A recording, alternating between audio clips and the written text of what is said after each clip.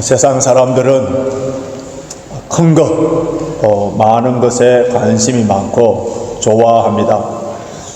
사실 우리가 작은 집보다는 큰 집에 살면 공간적인 여유가 있고 편할 수가 있고요. 작은 차를 갖고 있는 것보다도 큰 차를 운전할 때 안정감이 있고 승차감이 있는 것은 사실입니다. 작은 회사에 다니는 것보다 큰 회사에 다닐 때 많은 베네핏이 있고 또 그 회사를 통하여서 프라이드를 가질 수도 있습니다. 그래서 크다, 많다 이런 것은 성공한 것, 좋은 것, 많은 사람들의 부러움의 대상이 될 수 있습니다. 이런 세상적인 가치관으로 큰 교회, 작은 교회를 차별함으로 말미암아 큰 교회 목사는 신령한 목사, 목회에 성공한 목사로 여기고, 이런 목사들은 존경하고 그 앞에 예의를 다 잘 갖추죠. 또 기독교 방송에서는 이런 큰 교회 목사님들의 설교들은 방송을 해주지만은, 그러나 작은 교회 목사들은 그 명함도 내밀지도 못하고 그 존재감이 별로 없는 것이 오늘 우리 한국 교회의 그러한 풍조라고 할 수 있습니다. 그런데 크다 적다라는 우리의 생각과 예수님의 생각이 다르다는 것을 우리가 알 수 있어요. 우리는 이 세대를 본받지 말고 주님께서 가르쳐 주신 그 말씀이 우리의 생각과 가치관에 맞추어서 천국의 가치관으로, 세상의 가치관에 업사이드 다운된 그런 천국의 가치관으로 살아가야 되는 것이 우리 그리스도인의 삶의 양식, 삶의 웨이, 천국의 그 스타일. 그럼에도 불구하고 우리는 세상 사람들의 가치관과 그 생각 유행 따라 살아갈 때가 많습니다. 지난 주일 우리가 예배를 드리고 일주일 동안 세상 속에서 살면서 알게 모르게 저와 여러분들은 몸과 마음과 생각, 이런 것들이 세상의 가치관이나 죄악에 오염되어 있기 때문에, 그래서 우리는 주일날 예배를 드림으로 말미암아 성령께서 우리에게 주신 말씀을 통하여서 다시 우리 그리스도인의 정체성, 아이덴티티로 찾아야 되거든요. 뿐만 아니라 우리의 생각과 삶의 모든 기준들이 주님께 맞추어지는 영적 튜닝의 작업들을 우리는 이 시간에 해야 됩니다. 왜냐하면 저와 여러분들은 이미 생각과 마음과 이런 것들이 세상에 살면서 오늘 우리 김원정 집사님께서 기도해 주신 것처럼 세상에 물들어져 있기 때문에, 그래서 다시 말씀으로 돌아와서 주님의 생각과 영적인 튜닝을 맞추는 시간이 이 시간이에요.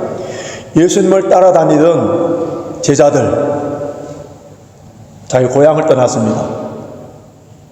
일평생 동안 잠배가 굵어왔던 그 직장들을 버렸었어요. 사랑하는 가족들과 헤어졌습니다. 3년 동안 주님을 따라다녔던 그 목적은 처음부터 그들이 복음을 위하여서 사도가 되어서 순교를 하겠다는 그런 각오로 따라다닌 것이 아니고요. 예수님께서 정치적인, 민족적인 그러한 메시아가 되어서 이스라엘이 로마에서 해방을 하고 이스라엘의 메시아 왕국을 건설하게 될 때에 마치 다윗 왕국이 주변에 있는 나라들을 정복하여서 태평성대를 이룬 것 같이 그런 왕으로 믿고 따라다녔습니다. 그리고 그들이 최대의 관심은 예수님께서 민족적인 정치적인 왕이 되셔서, 그래서 나라를 통치할 때에 열심히 주를 위하여서 따라다니던 그들에게 높은 자리들을 주셔서 부귀 영화를 누릴 것을 기대했었어요. 그래서 주를 따라다니던 그 제자들은 자기들끼리 누가 더 크냐, 예수님이 집권하게 되면, 왕이 되면은 누가 큰 자리를 맡을 것인가, 그렇게 말다툼하다가 스스로 해결할 수가 없어서 주님께 이 문제를 갖고 직접 물어봅니다. 자, 18장 1절 보십시오. 그때에 제자들이 예수께 나와 가로되 천국에서는 누가 크니까? 여러분, 이 질문이 여기 한 번만 나오는 것이 아니라 또 나오는데, 예수님께서 이제 십자가 지시기 전에 목요일 날 제자들의 발을 씻어주는 세족식 목요일, 그 진지함, 주님의 십자가 앞을 두고 그 제자들의 발을 씻겨주는 그 순간에도 그들은 똑같은 그러한 상황이 벌어집니다. 누가복음 22장 24절 보시면은 또 저희 사이에 그중 누가 크냐 하는 다툼이 난지라. 누가 크냐 다툼이 난지라.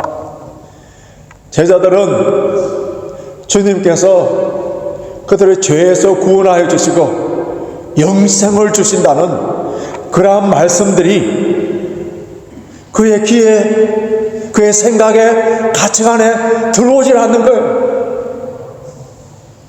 그들이 듣고 싶은 말, 그들이 원했던 것, 여기에 초점이 맞춰져 있기 때문에 누가 크냐, 예수님이 왕이 되면 누가 크냐, 여기에 온 관심이 있었습니다. 자기들끼리 서열을 매기고 서로 높아지려고 하는 그러한 욕망, 그 심정으로 예수님을 따라다녔는데, 여러분, 이 제자들의 모습이 바로 우리들의 모습이라는 거예요. 오늘 한국교회의 모습이라는 거예요. 여러분들이 다른 교회 성도들을 만나서 그 교회 성도나 여러분들이 첫 번째 질문하는 그 질문이 뭡니까? 얼마나 성도가 몇 명이 됩니까? 얼마나 크냐? 우리 목사들도 노회나 어떤 세미나에 모이면은 첫 번째 질문이 성도가 얼마냐? 저도 한국에 가서 이제 동기들 만나고 그러면은 해외에 있는 한인교회 아주 참 초라한 모습을 쳐다보면서 그 교회 몇 명이나 모이나? 이런 것이 겉보기에 크고 작은냐에 따라서 가치 매김을 쉽게 해버리는 것이, 이것이 바로 세상적인 사고방식이에요. 우리 그리스도인들이 이미 이런 가치관, 양적인 숫자적인 관점에서 크고 적은 것으로 매기버리는 이러한 것에 깊숙이 물들어져 있고 오염되어 있기 때문에, 그래서 이것에 잘 벗어나지 못하는 것이 사실이에요. 제자들이 예수님께 누가 더 큽니까? 천국에서 누가 더 큽니까? 질문했을 때 주님께서는 그 제자들 중에 한 사람을 세워서, 특별히 베드로가 더 클 수 있지 않습니까? 가톨릭에서는 베드로를 첫째 교황으로 여기는데 베드로를 세워서 베드로가 최고 크다 그렇게 말씀하시는 것이 아니라 그 주변에 있는 어린아이 한 명을 가운데에 세우시고 시청각 교육으로 보여주시면서 대답을 하시는데, 그 대답이 뭐냐 하면은 3절 4절이에요 3절 4절 같이 읽겠습니다. 시작. 가라사대 진실로 너희에게 이르노니 너희가 돌이켜 어린아이들과 같이 되지 아니하면 결단코 천국에 들어가지 못하리라. 그러므로 누구든지 이 어린아이와 같이 자기를 낮추는 그이가 천국에서 큰 자니라. 너희가 돌이켜 어린아이들과 같이 되지 않는다면 결단코 천국에 들어가지 못하리라. 여기서 돌이켜 하는 이 말은 헬라어로 스트라 페데라는 말인데요, 스스로 돌이키다, 성경에서 아주 자주 나오는 단어예요. 지금 너희들이 가고 있는 방향이 잘못됐다는 거예요. 되돌아오라는 거예요. 오늘 우리가 신학적인 용어로 하면 회개하라, 회개하라. 주님께서는 제자들이 지금 잘못된 방향으로 가고 있는데, 그 잘못된 방향이 무엇이냐면 제자들의 생각, 제자들의 그 입에서 나오는 말, 그들의 행동, 그 삶의 목적, 가치관 다 잘못되어 있기 때문에 방향을 돌이켜라, 방향을 돌이켜라, 다시 돌아오라, 그렇게 말씀합니다. 마치 어린아이들처럼 순수한 마음으로 돌아오라는 거예요. 우리가 처음 예수를 믿을 때에 우리를 구원하여 주신 그 십자가의 은혜와 사랑 앞에 내 죄를 주의 보혈로 씻어주신 그 은혜에 얼마나 우리가 감격했습니까? 얼마나 감사했습니까? 하루 종일 눈물을 흘리면서 주의 보혈을 그 찬양했던 그러한 순수한 삶이 있었는데, 이제 신앙생활을 좀 오래 하고 교회에서 직분을 받고 이렇게 됨으로 말미암아 우리 마음이 점점 어두워져서 세상을 더 크게 보는, 또 그것을 쫓아가고 있는 그런 우리의 모습. 처음에 우리가 예수를 믿었을 때에 교회에서 이런 직분들을 주셨을 때, 저는 목사 안수를 받았을 때 그때의 우리의 순수한 열정, 그 헌신의 모습,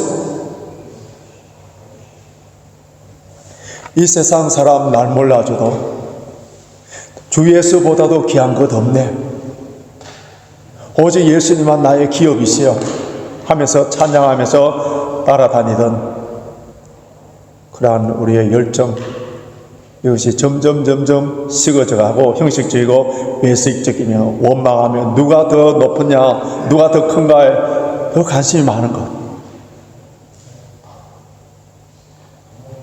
돌이켜 우리 주님께서 다시 그 첫사랑 관계로 회복하라는 거예요.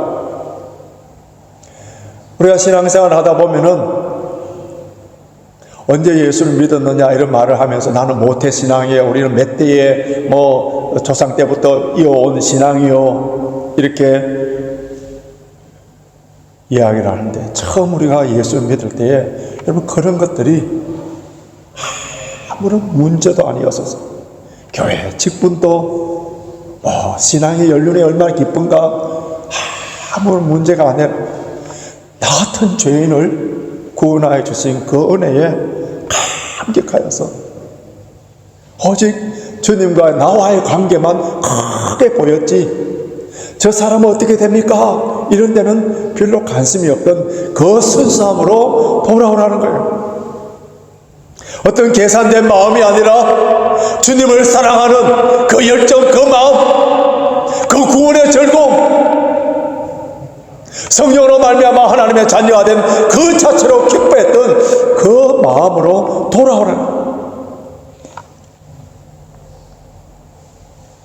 영국 빅토리아 시대 때 영문학자인 찰스 디킨슨은 어린아이들은 하나님께로부터 온 지 얼마 되지 않아서 금방 전에 찐빵처럼 말랑말랑하다. 그러나 어른들은 하나님께로부터 온 지가 오래되어서 딱딱한 빵처럼 되어 순수성이 사라지고 탐욕과 자리 다툼을 하게 된다 할까요? 신학자 윌리엄 마클레이는 우리가 나이가 들어감에 따라 하나님께 더 가까이 나가는 것이 아니라 점점 멀어질 수도 있다라고 경고를 했었어요. 물론 신앙생활을 오래 하고 많은 환난과 고통을 겪음으로 말미암아 이해력이 넓어지고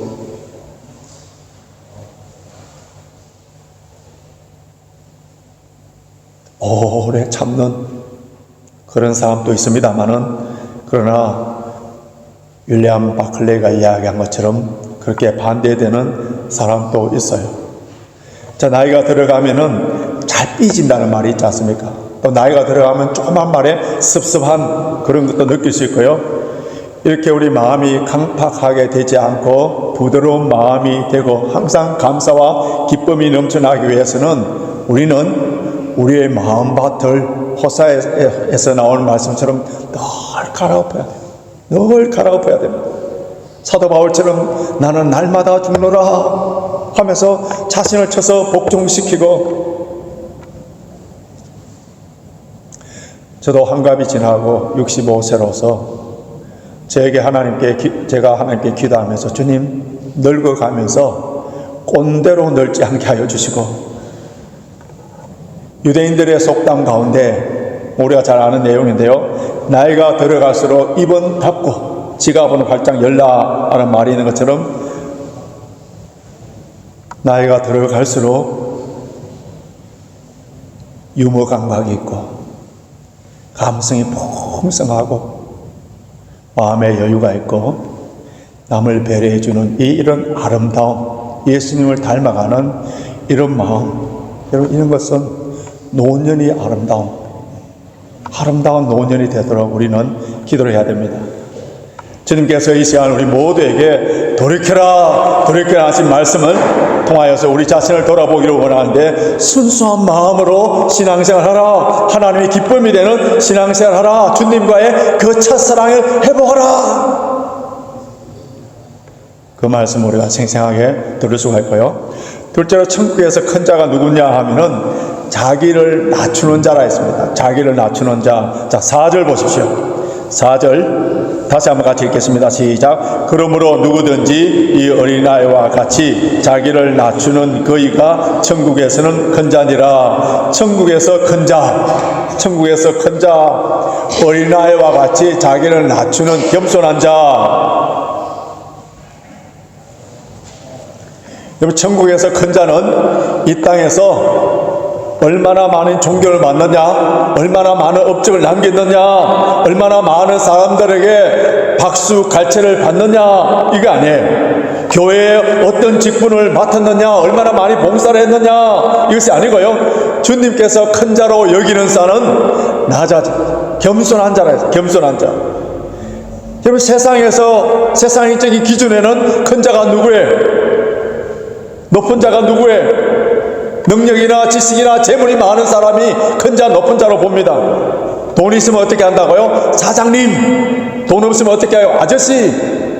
교통경찰관도 좋은 고급차를 몰고 와서 교통사고 났는 그런 여자분들 가고 사모님 하지만은 그냥 작은 차를 몰고 왔을 때 아줌마 이렇게 대한다고. 이 세상적인 방식이에요. 그러나 하나님의 나라에는 그 서열은 돈과 권력과 학력으로 정해지는 것이 아니라 얼마나 겸손하냐.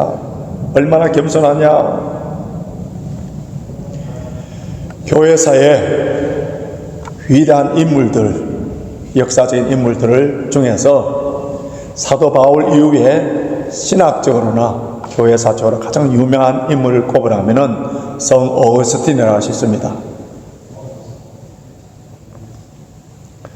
그가 성자로서 모든 사람들의 초항을 받고 있을 그때에 그가 쓴 책이, 보통 이 정도 되면 자서전을 씁니다.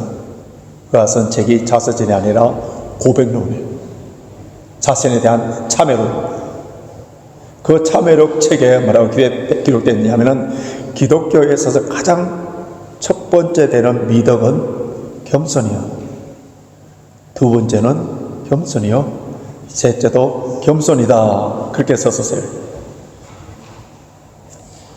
피조물인 우리들이 전지전능하신 하나님 앞에, 그리고 하나님을 인격적으로 믿고 있는 사람에는 하나님에 대해서 몇 초라도 묵상하고 말씀 앞에 엎드릴 때는 겸손해질 수밖에 없습니다.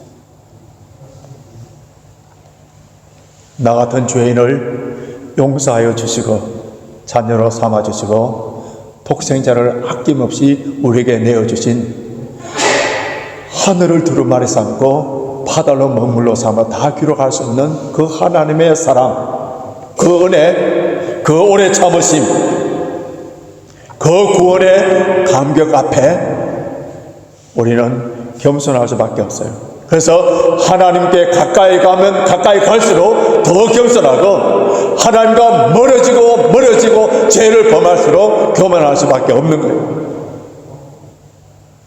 하나님께서는 모든 주의 백성들을 선한 도구로 사용하시기를 원해요. 하나님께서는 우리에게 대한 분명한 목적들이 다 있어요. 그런데 하나님께서 귀하게 쓸 사람, 귀하게 쓰지 않는 사람 있는데, 우리의 달란트와 은사와 재능과 돈과 학력과 이런 것 때문에 귀하게 쓰느냐 귀하게 쓰지 않느냐가 아니라는 거예요. 겸손하냐 하지 않느냐.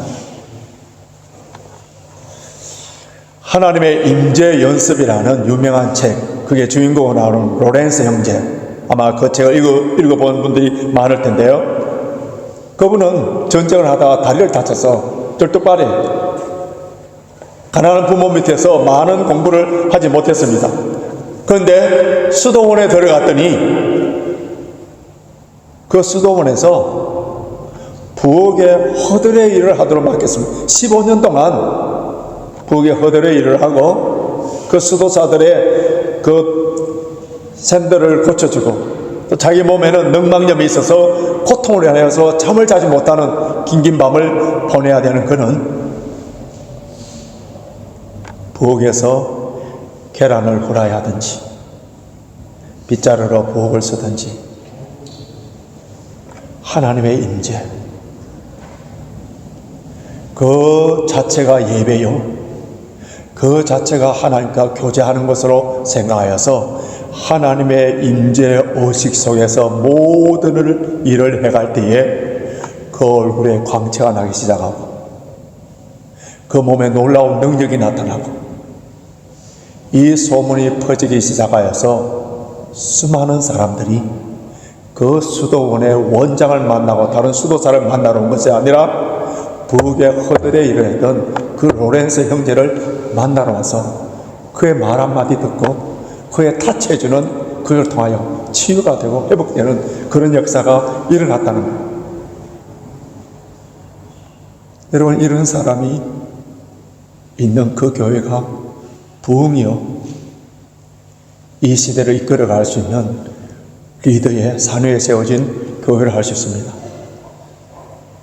저와 여러분들이 겸손하여서 하나님의 은혜와 하나님의 능력이 임함으로 말미암아 주의 몸된 교회가 든든하게 세워가기를 원합니다.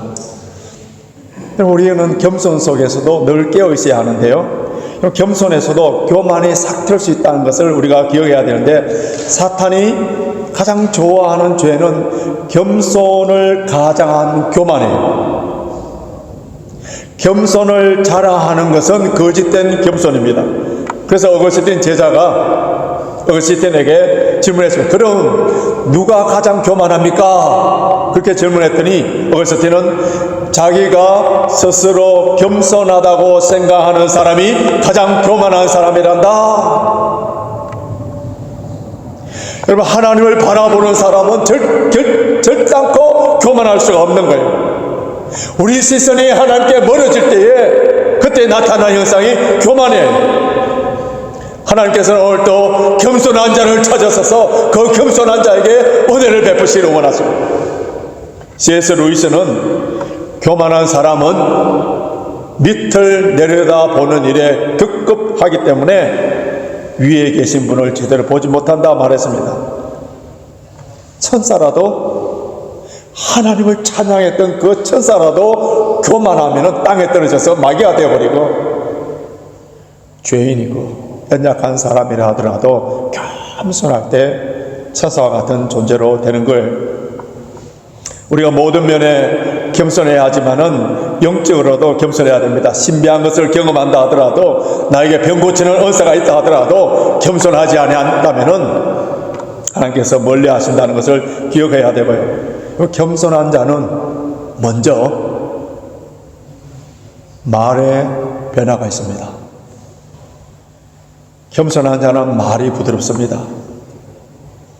비록 내가 말 주변이 없고 내 말이 논리성이 없고 아름다운 미사여구를 서지 않는다 하더라도 진리와 화평의 말을 하기 때문에 설득력이 있고 감화를 주는 거예요. 왜냐하면 성령님께서 함께 하시기 때문에, 그래서 말에 능력이 있는 거예요.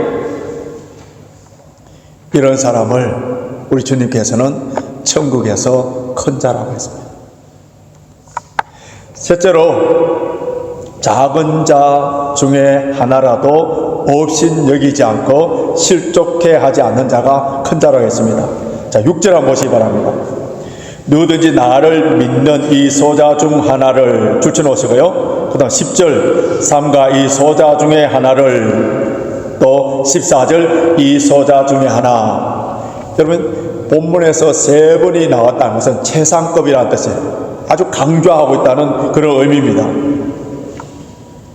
여기에서 소자라는 이 말은, 작은 자라는 이 말은 모든 어린아이들이라기보다도 힘이 없고 약하며 큰 영향력이 없는 사람들 다 포함하는데, 본문에 나오는 이 소자는 물질적이든 영적이든 나의 도움이 필요한 모든 사람은 나에게 소자가 될 수 있는 거예요. 우리 하나님께서는 이런 작은 자, 소자 한 명 한 명을 귀하게 여기시는데, 이런 사람들을 영접하는 것이, 잘 대접하는 것이 바로 주님을 잘 대접하는 것이라고 그렇게 말씀하셨어요. 그래서 우리 주님께서는 연약한 한 영혼을 얼마나 소중한가를 가르치기 위하여서 양 100마리 중에서 잃어버린 한 마리 양에 대해서 비유로 말씀하셨습니다.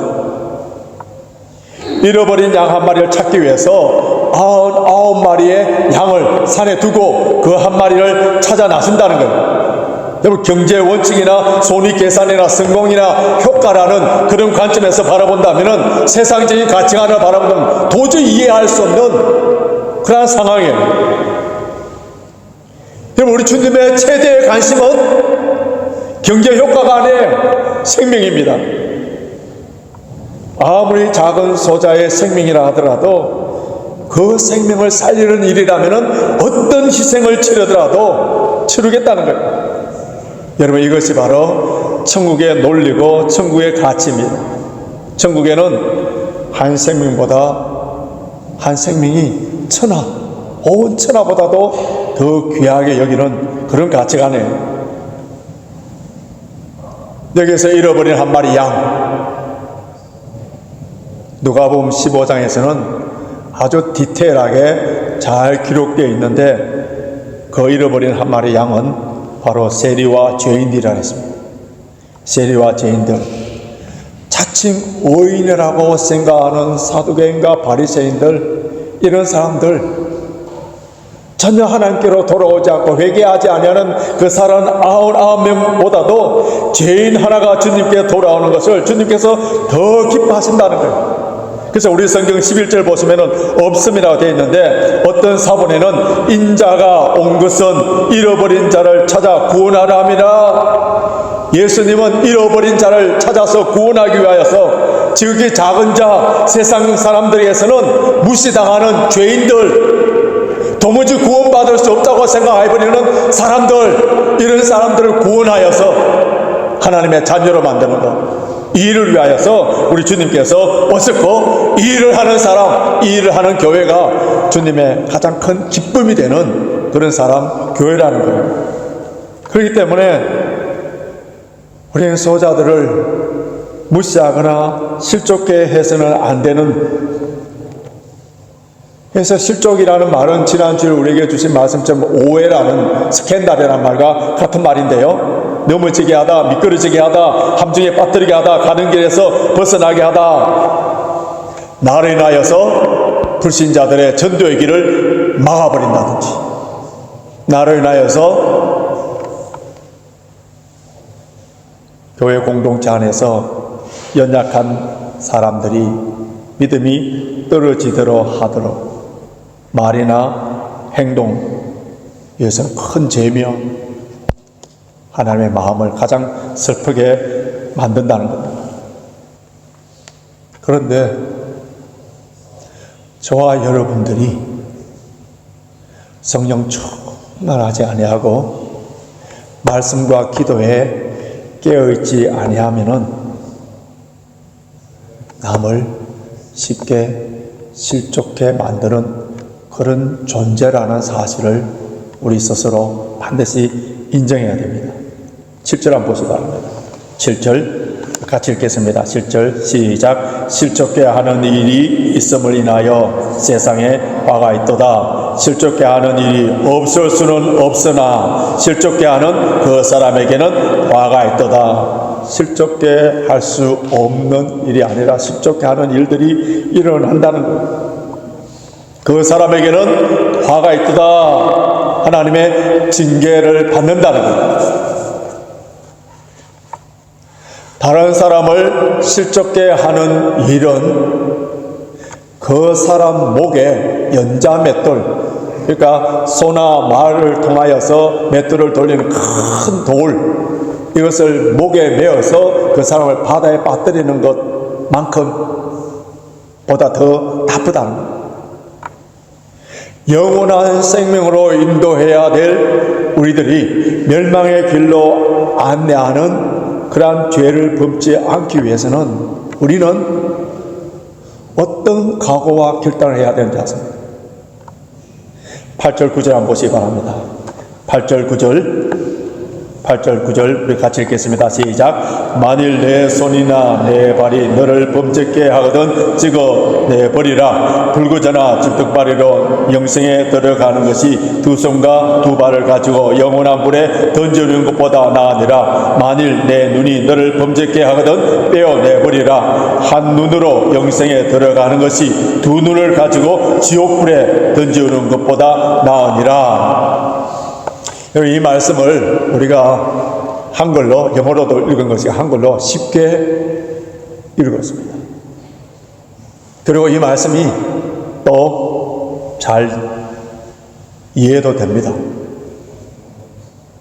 우리는 읽고 이해되고 감동을 받으면은 마치 내가 그렇게 살고 있다고 착각을 할 수가 있는, 이 말씀이 얼마나 두려운 그러한 경고의 말씀입니까? 물론 이 말씀을 문자 그대로 받아들여서 죄를 범할 때마다 손을 찍어버리고 발을 찍어버리고 나쁜 것을 볼 때에, 음란한 것을 볼 때 눈을 빼버리게 된다면은, 문자 그대로 우리가 실천한다면은 오늘 이 자리에 저와 여러분들이 두 다리, 두 팔, 두 눈 다 뽑힌 채로 여기 앉아 있어야 됩니다. 그래서 이 말씀을 통하여서 우리 주님께서 주시는 메시지가 뭐예요? 두 발을 자르고 두 팔을 자르고 두 눈을 빼내는 그런 아픔과 결단, 피 흘리기까지 죄와 싸워서 죄 죽이기를 철저하게 하지 않는다면 죄가 우리를 죽인다는 거예요. 다 별 수 없는 인간들이라는 거예요. 그렇기 때문에 신앙의 결단을 하는 이런 결단과 각오 없으면 저와 여러분들이 남을 실족해 하는 일을 할 수 있다는 거예요.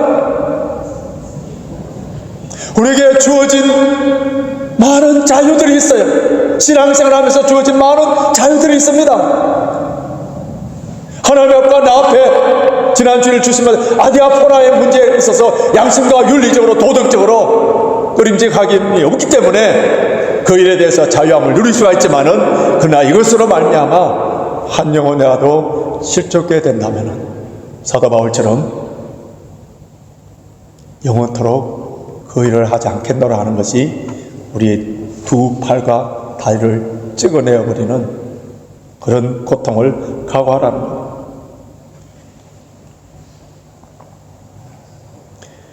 이러한 삶을 살고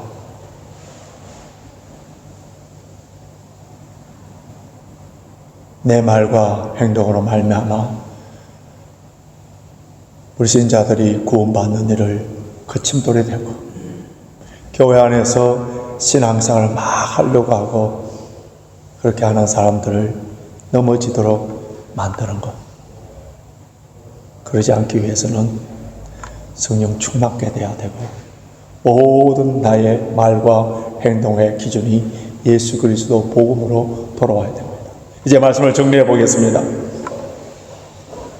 오늘 예수님께서 천국에 들어갈 수 있는 자, 제자들은 당연히 천국에 다 들어가는 줄 알고 천국에서 누가 큰 자입니까 했는데, 너희가 어린아이들처럼 돌이키지 아니하고 낮아지지 않는다, 결단코 천국에 들어가지 못한다고 했는 것처럼, 여러분 천국에서 누가 천국에 들어가고 누가 천국에 큰 자입니까?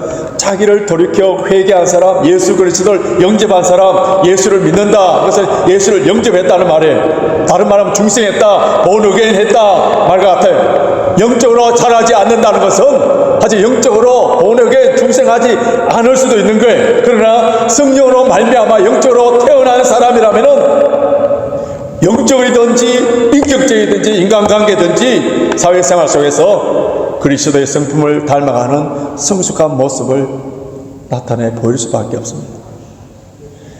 자기를 낮추는 자가 천국의 큰 자라 했습니다. 내가 낮은 자리에서 섬기며 희생하며 자기 부인하고 자기 십자가를 지고 좁은 길, 십자가의 길을 따를 때에 자존심도 상할 수도 있고 사람들에게 무시와 경멸을 당할 수가 있지만 그러나 주님께서 높여주시고 아무리 낮은 자리에 있다 하더라도 선한 영향력을 끼치게 됩니다. 주께서 잃어버린 한 마리 양과 같은 나를 찾도록 찾아다녔어서 나를 위하여 십자가에 돌아가시고 오늘 여기에 있기까지 우리에게 은혜를 베풀어 주신 것처럼 우리도 주님처럼 넓은 마음, 오래 참는 마음을 가지고 우리 주변에 나의 도움과 나의 사랑과 나의 섬김이 필요한 사람들을 주께 대하듯이 대할 때에 그 사람이 바로 천국의 큰 자여 주님을 기쁘시게 해드리는 사람이고 하나님의 뜻을 이루는 자라고 할 수 있습니다.